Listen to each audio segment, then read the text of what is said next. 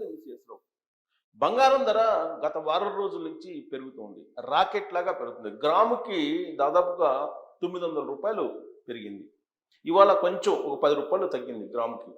కానీ ఇప్పుడు అంతర్జాతీయ మార్కెట్ కానీ జాతీయ మార్కెట్ కానీ వీటన్నిటిని గమనిస్తే బంగారం రేటు 22 క్యారెట్ల బంగారం వచ్చేసి 93,000, అలాగే 24 క్యారెట్ల బంగారం వచ్చేసి 1,05,000 మధ్య ఫ్లక్చుయేషన్స్ తోటి ఉండే అవకాశం ఉందని చెప్పి ఇప్పుడు నేషనల్కి సంబంధించినటువంటి బంగారపు నిపుణులు అధ్యయనం చేసి చెప్తూ ఉన్నారు సెప్టెంబర్ నెలలో ఎలా ఉండబోతుంది అనేది. అయితే అంతర్జాతీయ మార్కెట్లో చూస్తే కనుక ఔన్స్ బంగారం వచ్చేసి $3,500 చేరుకుంది. మరి అంతర్జాతీయ మార్కెట్ని చూస్తే రాబోయేటువంటి రోజుల్లో బంగారం రేటు ఇంకొంచెం పెరిగే అవకాశాలు ఉన్నాయి అనేది అంతర్జాతీయ గోల్డ్ ఎక్స్పర్ట్స్ చెప్తూ ఉన్నారు. అసలు ఎందుకు పెరుగుతుంది? కొన్ని కొనుగోలుదారులు ఏమైనా కొంటున్నారంటే కొనటం లేదు. దాదాపుగా కొనుగోళ్లు 60% పడిపోయాయి అని చెప్పి చెప్తున్నారు. మరి గోల్డ్ ఎందుకు పెరుగుతుంది? దీని మీద నేను విశ్లేషణ చేస్తాను. అలాగే గోల్డ్ రేట్ పెరుగుతుందని చెప్పి ముందే భారత ప్రభుత్వానికి తెలుసు. అందుకే నరేంద్ర మోడీ గారు 9 క్యారెట్ల బంగారాన్ని ఇంట్రొడ్యూస్ చేశారు. ఆల్రెడీ మార్కెట్లోకి వచ్చేసింది. అది ఆల్రెడీ ఆగస్టులోనే మార్కెట్లోకి వచ్చేసింది 9 క్యారెట్ల బంగారం. అది తులం 37,000 రూపాయలకి డిసైడ్ చేశారు. ఆల్రెడీ మార్కెట్లో ఉంది.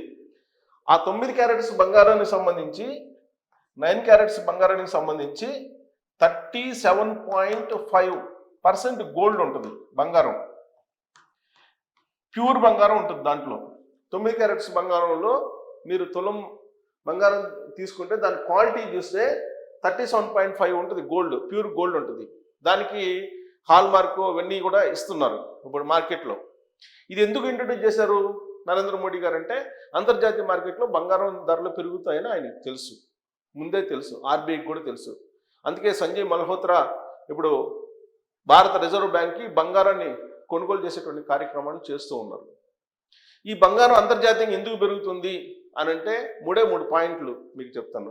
ఒకటి, ఇప్పుడు ఈ వారంలో అమాంతం గ్రాముకి 900 రూపాయలు పెరగడం అని అంటే ఎక్కువ పెరిగినట్టు. ఎందుకు పెరిగింది అని అంటే అమెరికా ఫెడ్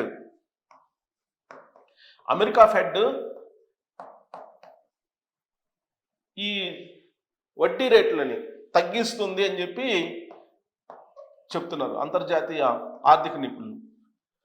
ఈ వడ్డీ రేట్లు తగ్గిస్తున్నారు అని చెప్పి తగ్గించడం అనేది వంటిది దాదాపు 90% తగ్గించవచ్చు అని చెప్పేసి అంచనా వేస్తున్నారు ఆర్థిక నిపుణులు. అందుకే బంగారం రేటు పెరగడానికి కారణం అవుతుంది.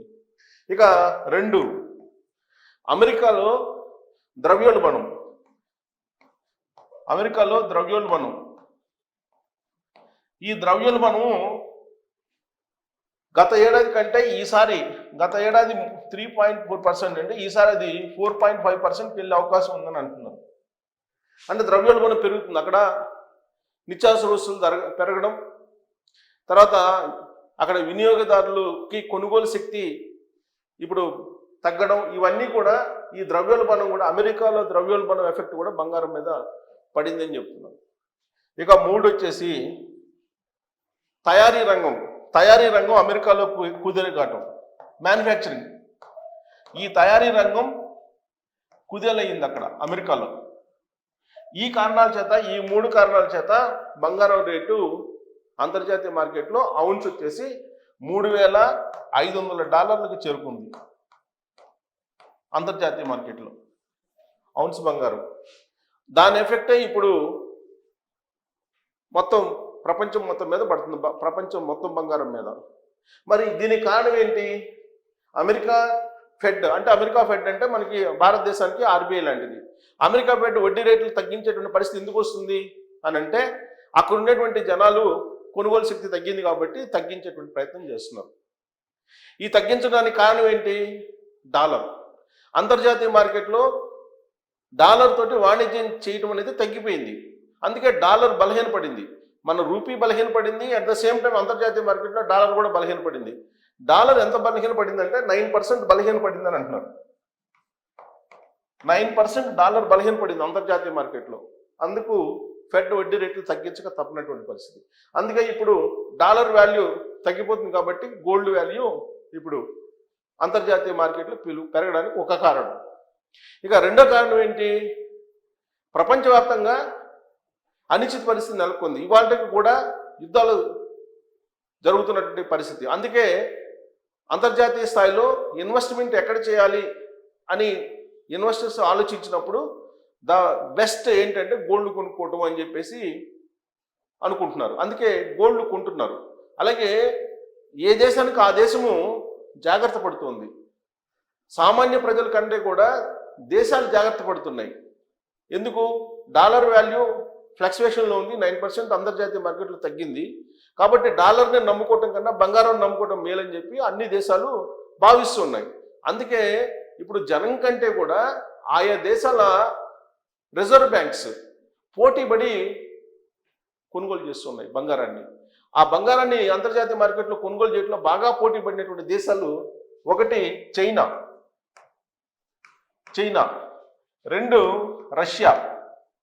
ఈ రెండు కంట్రీలు పోటీపడి కొనుగోలు చేస్తున్నాయి బంగారాన్ని. అంతర్జాతీయంగా ఉత్పత్తి అయ్యేటువంటి బంగారంలో మేజర్గా ఈ రెండు దేశాలు కొనుగోలు చేస్తున్నాయి, నిల్వ చేస్తున్నాయి బంగారాన్ని.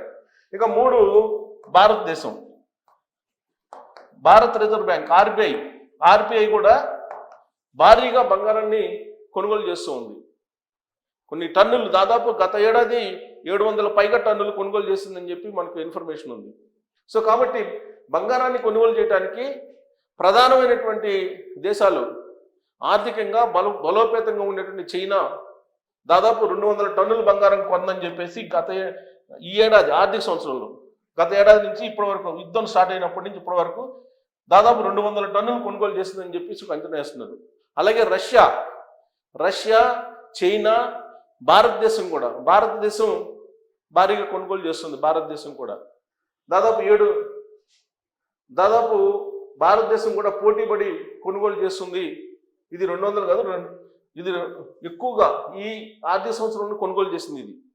సో భారతదేశం కూడా దాదాపు సంవత్సరానికి వచ్చేసి 700 టన్నుల వరకు కొనుగోలు చేస్తుందని చెప్పి అంచనా వేస్తున్నారు. సో కాబట్టి భారతదేశం ఈ మధ్యకాలంలో చేసినటువంటి ఒక అద్భుతమైనటువంటిది ఏంటంటే, యుద్ధం వస్తుంది. యుద్ధం వచ్చినప్పుడు ఖచ్చితంగా ద్రవ్యోల్బణం అదుపు తప్పుతుంది. అప్పుడు ధరలు పెరిగే అవకాశం ఉంది. రూపీ మరింత పతనమయ్యే అవకాశం ఉందనేటువంటి ఉద్దేశంతో ముందు జాగ్రత్త చర్యగా నరేంద్ర మోడీ గారు, అలాగే ఆర్థిక శాఖ, ఆర్బీఐ ఇవన్నీ కూడా బంగారాన్ని కొనుగోలు చేసి పెట్టాయి. అందుకే ఫ్లక్చువేషన్స్ లైట్గా ఉన్నాయి. రూపీ బలహీనపడటం అనేది భారీగా ఏమీ పడిపోలేదు ఇప్పుడు ఉన్నటువంటి పరిస్థితుల్లో మిగతా కరెన్సీలతో పోల్చుకుంటే. అమెరికా డాలరే అంతర్జాతీయ మార్కెట్లో 9% దాని ట్రాన్సాక్షన్స్ తగ్గిపోయినాయి. దాని ఎఫెక్ట్ బంగారం మీద పడుతుంది. సో మరి బంగారం ఇలానే కంటిన్యూ అవుతుందా, ఇలానే పెరుగుతూ పోతుందా అని అంటే, అంతర్జాతీయ నిపుణులు అలాగే అంతర్జాతీయంగా ఉండేటువంటి ప్రముఖ సంస్థలు, రీసెర్చ్ సంస్థలు బంగారం మీద ఏం చెప్తున్నాయనంటే, ఎప్పుడైతే రష్యా యుక్రెయిన్ యుద్ధం ఆగిపోతుందో, అంతర్జాతీయంగా అంటే ప్రపంచవ్యాప్తంగా ఒక స్థిరమైనటువంటి వాతావరణం ఏర్పడుతుందో అప్పుడు బంగారం రేటు తగ్గుతూ వస్తుంది అని చెప్పి చెప్తూ ఉన్నారు. అంటే ఉక్రెయిన్ రష్యా యుద్ధం ఆగిపోయిన వెంటనే బంగారం రేటు తగ్గుముఖం పట్టేటువంటి అవకాశం ఉంది. రాబోయేటువంటి రోజుల్లో మీరు ఒకవేళ షార్ట్ టర్మ్లో కనుక ఇన్వెస్ట్ చేస్తే కొద్దిగా గొప్ప లాభపడచ్చు, కానీ లాంగ్ టర్మ్లో అయితే ఖచ్చితంగా నష్టపోతారు. లాంగ్ టర్మ్లో బంగారం రేటు తగ్గుతుందని చెప్పేసి అంతర్జాతీయ ఎక్స్పర్ట్స్ మెజారిటీ చెప్తూ ఉన్నారు. కానీ గత ఏడాది నుంచి బంగారం కొనుగోలు చేసినటువంటి బాగా లాభపడ్డారు. సహజంగా ఏదైనా బిజినెస్లో 15% లాభం వచ్చిందంటే బాగా లాభం వచ్చిందని చెప్పి ఫీల్ అవుతూ ఉంటారు. కానీ బంగారాన్ని కొనుగోలు చేసినటువంటి వాళ్ళకి 34.5% లాభాలు పొందారు. గత ఏడాది నుంచి లావాదేవీలు జరుపుతుంది.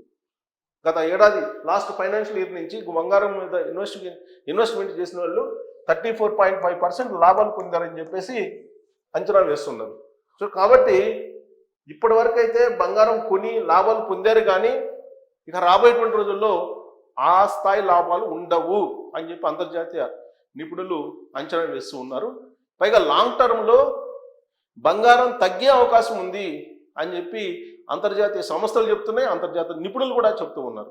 కాబట్టి బంగారాన్ని మీరు అత్యవసర పరిస్థితుల్లో ఏదైనా అవసరం మేరకు ఇప్పుడు కొనుక్కోవడం బెటరే, కానీ బట్ దాన్ని లాంగ్ రన్లో దాచిపెట్టుకోవాలి, దాని ద్వారా లాభపడాలి అనుకునే వాళ్ళకి మాత్రం ఇప్పుడు కొనడం మంచిది కాదు అని చెప్పి అంతర్జాతీయ నిపుణులు సూచిస్తూ ఉన్నారు. సో ఇప్పుడు దసరా, అలాగే రాబోయేటువంటి రోజుల్లో మనకి ఇప్పుడు ఆల్రెడీ వినాయక చవితి, దసరా, దీపావళి ఇవన్నీ రాబోతున్నాయి. ఇప్పుడేమో మార్కెట్లో బంగారం రేట్ ఏమో పెరుగుతూ ఉంది. ఇవాళ ఒక 10 రూపాయలు తగ్గింది కానీ బట్ దాదాపు 880 రూపాయలు గత వారం రోజులుగా పెరిగింది. పెరిగినటువంటి 880తో పోల్చుకుంటే 10 రూపాయలు తగ్గడం అనేది అది పెద్ద తగ్గిన ధర అని మనం అనుకోలేం. కాకపోతే లాంగ్ రన్లో మాత్రం తగ్గుతుంది. ఇప్పుడు అత్యవసరం అయితే తప్ప దీన్ని వ్యాపార దృక్పథంతో కొనుక్కోవడం మంచిది కాదు ఇప్పుడు అని చెప్పి చెబుతున్నారు. ఎందుకంటే ప్రపంచాలే పోటీ పడుతున్నాయి, ప్రపంచంలో ఉన్న దేశాలే పోటీ పడుతున్నాయి బంగారాన్ని కొనుగోలు చేయడానికి. అలాంటప్పుడు పేద మధ్యతరగతి వర్గాలు కనుక అది కొనుగోలు చేస్తే మనకేదో లాభం వస్తుందని అంటే ఖచ్చితంగా నష్టపోయే అవకాశం ఉందని చెప్పి అంతర్జాతీయ నిపుణులు, జాతీయ నిపుణులు, బంగారం మీద అవగాహన ఉన్నటువంటి వాళ్ళు చెప్తూ ఉన్నారు. సో కాబట్టి బంగారం పెరగడం అనేది విరుగుడు కొరకే అని చెప్పి అంతర్జాతీయంగా అంచనా వేస్తున్నారు ఎక్స్పర్ట్స్. మరి మీ ఆలోచన ఏంటి, మీరేమనుకుంటున్నారు అనే దాని మీద కామెంట్ చేయొచ్చు. Thank you.